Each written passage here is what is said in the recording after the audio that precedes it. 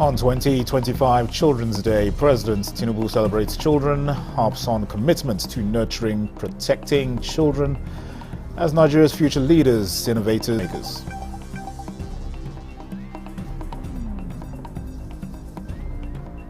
Northern Region collaborates for digital transformation, leverages digital advancements in building capacity of youths on tech economy.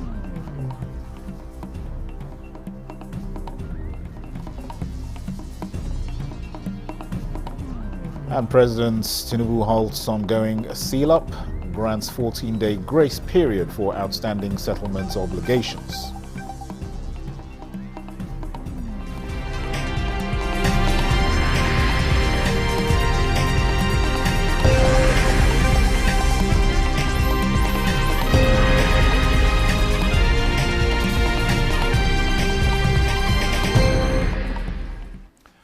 Hello and welcome to the news desk at 3 on NTA News 24. We're live in Abuja. I am Dennis Adegunloye. As children celebrate the 2025 Children's Day with immense pride and profound joy, President Bola Tinubu has reaffirmed his commitment to nurturing and protecting children as Nigeria's future leaders, innovators and change makers.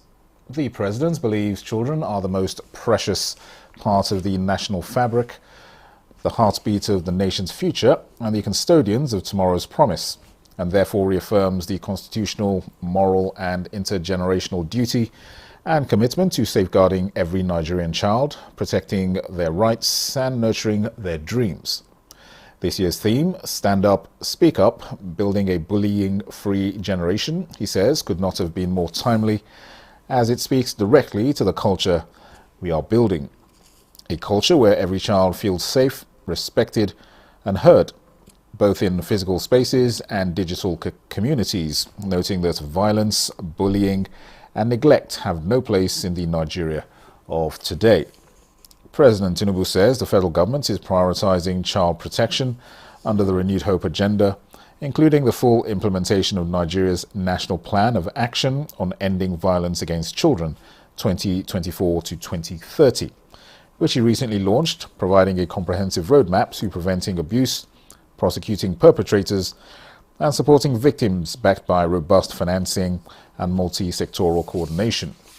President Tinubu notes that 36 states have domesticated the Child Rights Act, thus reflecting the country's collective resolve to protecting and providing for the welfare of children. With the introduction of the Nutrition 774 programs and school feeding scheme, the president says the federal government is working assiduously to improve child health and cognitive development. He believes children's safety cannot be solely anchored on government policies, but on community vigilance.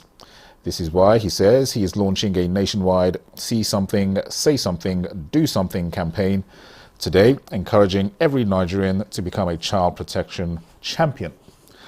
President Tinubu commends states taking bold steps for children's welfare and urges those yet to act that now is the time.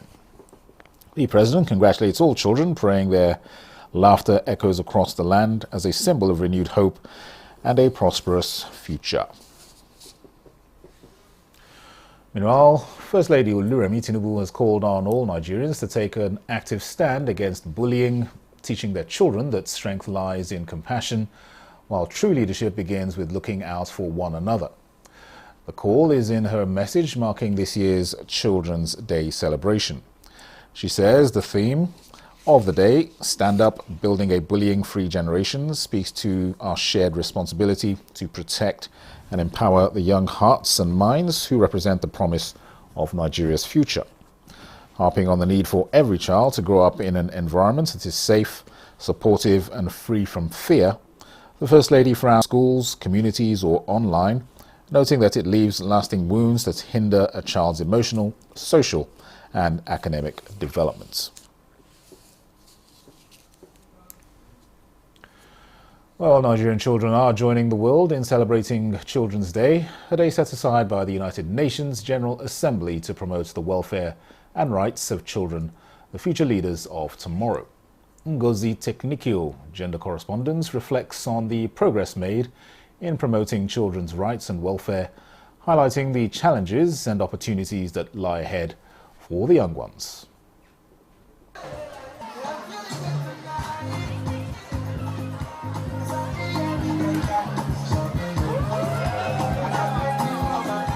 In Nigeria, Children's Day is celebrated on May 27, a tradition since 1964, focusing on promoting children's welfare and rights. Despite efforts to promote their rights, many Nigerian children face challenges such as poverty, limited access to quality education, healthcare, and security issues. However, there is hope. Various initiatives are on the way to improve their lives, with government and organizations working tirelessly to ensure a better future for the next generation. Many girls want to be here, but I don't think it's everybody that has the opportunity to be in a science school. Not everyone has the access. I am in this school because my parents have paid the monies necessary. Okay, what of the girls in the villages? What of the girls in those local government areas? We come together as a block, to speak as a block, and to also find a path towards ensuring that our children on the African continent are well protected. But Nigeria particularly, we have ratified conventions that prohibit violence against children, especially child labor. 12-year-old Aisha shares her thoughts on what she hopes for on this special day and beyond. Her view echoed by many others. I want the Children's Day to be celebrated when all children will be happy. They'll never forget the day, and fun like other games, going to some parks or traveling somewhere. What I like most about Children's Day is the fact that they're celebrating all children, and they also want children to be happy, to feel important, and to know that their rights will never be violated, but will always be promoted. Children's Day is like being fun, and you'll be happy, and you'll be super excited. As Nigerians celebrate Children's Day, stakeholders emphasize the need to honor the resilience and potential of Nigerian children. The call is to work together to create a society that values, protects, and empowers our young ones. In Abuja, Ngozi Technique, NTA News. In the meantime, the Nigeria Police Force has launched the School Protection Squad to secure and protect all schools in Nasarawa State under the Safe School Initiative. Inspector General of Police Kayode Egbetokun at the launch of the initiative in Lafia said the police wants to secure schools in the country from further attacks. Aliu Tijani reports. The rise in number of attacks in schools prompted the initiative to train special squad that will man schools. An initiative of the Inspector General of Police Kayode Egbetokun is seen as a proactive approach to tackle insecurity, training educational system in the country. Safe school is where a culture of safety for our students, teachers, staff, and our communities at large is ensured. It was born out of the Inspector General of Police commitment towards ensuring the safety and security of our students. Governor Abdullahi Sule urges communities to assist the police with intelligence on influx and movement of miscreants in their domains. In some of our institutions, where a lot of this kidnapping of students takes place, you will see that there was no information, or somebody saw something and did not say anything. So when you see movements that are unusual, when you see certain people that are unusual, people you don't know, you as students and the school's management and other officials must be able to relate that information ahead of time. He promises to support the initiative to guarantee a safe learning environment in the state. The School Protection Squad are expected to be trained before being deployed to schools across the state. In Lafia, Aliu Tijani, NTA News. In other news, President Bola Tinubu has commended the strategic vision and plans of the Southeast Development Commission, which have been designed to enhance the renewed hope agenda for development in the region. The President expressed satisfaction after he was briefed by the Managing Director of the Commission, Mark Okoye, on the activities of the Commission in their first 100 days since inauguration. The Managing Director, Southeast Development Commission, one of the agencies established for regional developments, revealed that his commission has mapped out a 7-point plan to contribute to the growth of the southeastern part of the country. He highlighted the major programs to include security intervention, agro-developments, an economic and industrialization scheme, a venture and capital program, and a housing and sports development. Security intervention program, where we'll be working closely with the host governments to see how we can support for a more secure Southeast, because only when there's improved security, then you can start layering on development and investment and economic opportunities for the young people.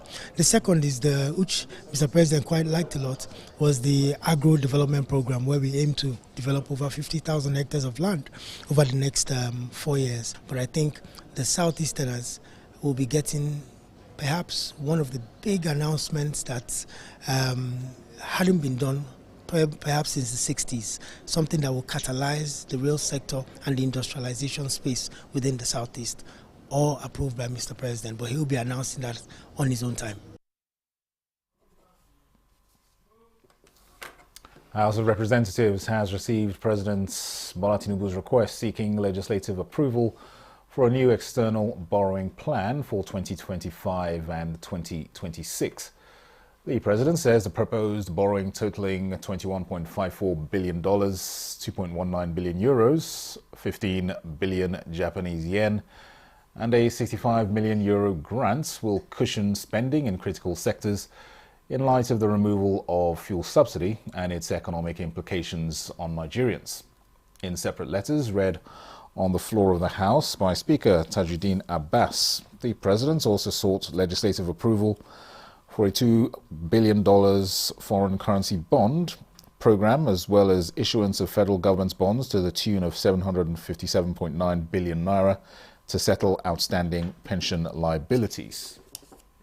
A request for the approval of the House of Representatives for the issuance of FGN bonds in the domestic market by the Debt Management Office to settle FGN pension obligations under the contributory pension scheme as of December 31st, 2023. And to celebrate the Children's Day, Speaker Abbas temporarily allowed a student of Government Secondary School Kuje Abuja, Lawal Sani, to preside over plenary. Maximum cooperation, because the power of the gather he will hold will not even spare the DS if he misbehaves. So I'm just putting a warning to all of you. Thank you so much, our shadow speaker. I hope you not declare my seat vacant after taking over.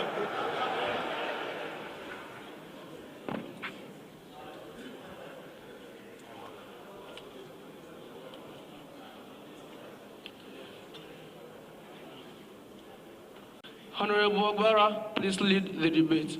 We urge the federal government to prioritize policies that support children's health, education, and welfare, while improving investments in ICT infrastructure, particularly in rural communities, to ensure equitable access for all our children.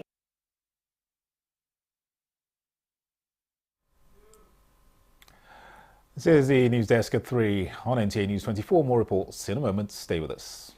NTA Television College Jos, you will dive into exhilarating hands that will fuel your passion in education and propel your career to new heights. We don't just teach, we craft the next generation of media leaders. Explore our diverse offering, understanding the personnel matters and issues in the public service, basic development communication, financial reporting under IPSAS and interpretation of public sector accounting standard IPSAS, audit, internal check and control management, video camera maintenance, new technologies, optics, fiber, IP technologies, automation, storage management, and wireless technology. Challenges and opportunities in the secretarial profession in the digital age. Digital marketing, basic drama, online reporting, understanding the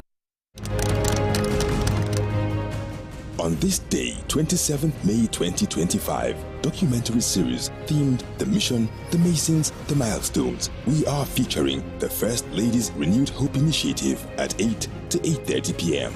Livestock, bringing good news to the animal farm, is also scheduled for 8:30 to 9 p.m. A documentary on youth development completes the day's series at 10 to 10:30 p.m. You can't afford to miss any of these series, produced to keep you abreast of the Renewed Hope administration. Stay tuned.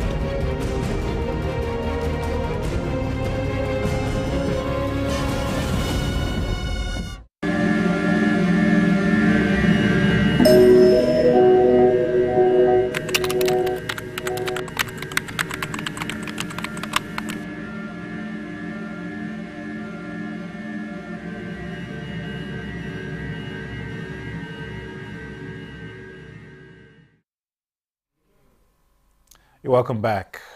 In a bid to advance to digital transformation in northern Nigeria, the Katsina state government says it is poised to leverage digital advancements in the country and build capacity of youths in the state on tech economy.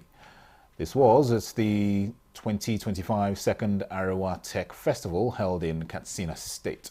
Awal Haleru reports. It aims at fostering collaboration among the 19 northern states, enhancing technological advancement, youth-led innovation, and creating sustainable digital ecosystems. Minister of Communications, Innovation and Digital Economy pledged commitment in fostering innovation, empowering young Nigerians in the digital economy, and supporting the tech community. Young minds that can power industries, and with a heritage that speaks of greatness. But I think more importantly, I see a people ready to build. The collaboration of governors from 3 different political parties is confirmation that this is not about politics. This is about economic progress. This is about innovation, creating jobs, and unleashing the creative capacity of our young people. Katsina State Governor, represented by the Secretary to the State Government, Abdullahi Garba Faskari, lauded the organizers of the event and assured of government's commitment in transforming the state into digital entity. Ready to support any innovation or technology that is intended to give us an edge in the future. Participants were drawn from the 19 northern states with a view to change the narrative in the digital space. Young innovators also showcased their talent from within and outside the country with significant strides in technology and actively promoting development within the states. In Katsina, Awal Haleru, NTA News. Political office holders in the country must be ready to render account of their stewardship, deliver dividends of democracy to the masses, and take responsibility for their actions and inactions during their tenure in office. This was a remark of the former Minister of Information, Culture and National Orientation, Labaran Maku, during the inspection tour of projects across Benue State. Moses Ajawu Ode has more. The construction of rural roads across the vast arable land in the Benue Northeast Senatorial Zone is to address challenges of post-harvest losses, improve connectivity, and speed up development of the area. When it's time to sell orange, we are the last people to sell orange in the village. But right now, we are selling orange at a higher price. I'm very happy over this development. We have never seen this kind before. Director Engineering explained that about 79-kilometer road projects covering Mbawa, Bokotiamna, 20-kilometer road, EU, 16-kilometer branch Ase Konya Road, linking Vandekia and Konshisha, 29.3-kilometer Adikbo Kotio Road, and 16.5-kilometer Ushongo Haegbem Road. And other projects are ongoing at appreciable level. We are at sub-base level. Any moment from now, in the next 4 weeks or so, we are going to start storm base. The former Minister of Information and Culture, Labaran Maku, and his team lauded the developmental stride of the state government. The initiative of the projects we have seen is good strategy to build roads. It's good strategy to link up rural areas. It's good strategy in a rural state to open the countryside to development through road network. Transforming rural roads to trunk A roads to very, useful interlink between communities for the exchange of not just social visits, but economy and commerce and so forth and so on is good. This speaks to the fact that His Excellency is ready to fill up the backlog of the deficiency in infrastructure projects across the state. They appeal to contractors handling the projects to adhere to specification and project design to ensure quality delivery. From the Benue North East Senatorial District, Moses Ajao Udi, NTA News. Elsewhere, President Bola Tinubu has halted the ongoing seal-up exercise of property in default of ground rent payment in the FCT, granting a 14-day grace period to settle outstanding obligations and to regularize title documents. FCT Director of Land Administration Chijioke Nwankweze announced this while briefing the media in Abuja. Onoze Yakubu has details. His Excellency Bola Ahmed Tinubu GCFR has intervened.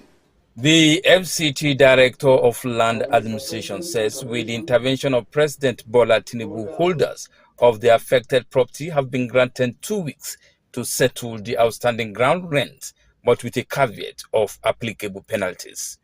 This includes paying a penalty of 5 million naira for property owners in the central area in addition to the ground rent owed, while those in Maitama, Asokoro, Wuse 2 and Wuzape districts will pay 3 million naira as penalty alongside their ground rent arrears. Those in Wuse 1, Garki 1 and Garki 2 will pay a penalty charge of 2 million naira each in addition to the outstanding ground rent. All those who purchased properties from other people but are yet to register their interests by obtaining the mandatory minister's consent and registering their deeds of assignment now have 41 days to do so at the Department of Land Administration of the Federal Capital Territory Administration. The President of the Federal Republic of Nigeria, His Excellency Bola Ahmed Tinubu GCFR, has intervened. By Mr. President's intervention, holders of the affected properties now have 14 days, that is 2 weeks, to settle all outstanding ground rents with the associated penalties. He also restates that a 14-day grace period has been given to all property holders in the FCT to pay their right of occupancy and certificate of occupancy CFO bills or risk revocation of their titles. Onoze Yakubu, NTA News. Despite ECOWAS having its headquarters in Abuja, Minister of Foreign Affairs Yusuf Tuga has announced that the choice of Lagos for the 50th ECOWAS anniversary celebration is the fact that the treaty establishing the organization was signed there in 1975. The minister stated this while briefing the media in Abuja on the series of activities lined up to mark the epoch-making event. He highlighted several achievements made by ECOWAS. However, more projects are on course, he says, in particular on achieving full economic integration of the community. A lot of progress that has been made and more to come. How do we achieve more? Building infrastructure, investing in infrastructure, and that is why today the emphasis is on these trade and transport corridors. On the exit of 3 Sahelian countries, Tuga stated that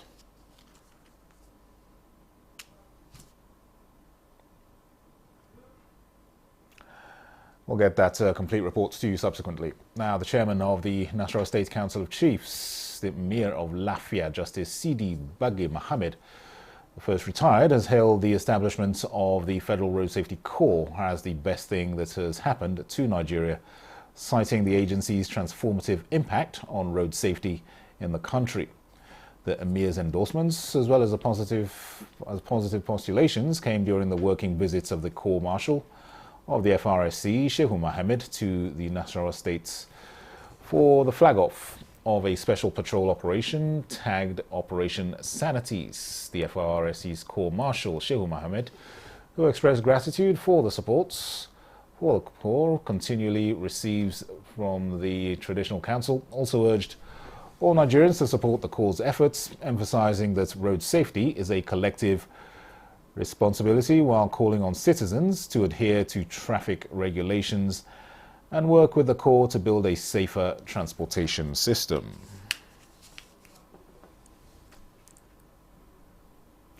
Well, that concludes the news desk at 3 on NTA News 24. Thank you for watching. I am Dennis Adigunloye.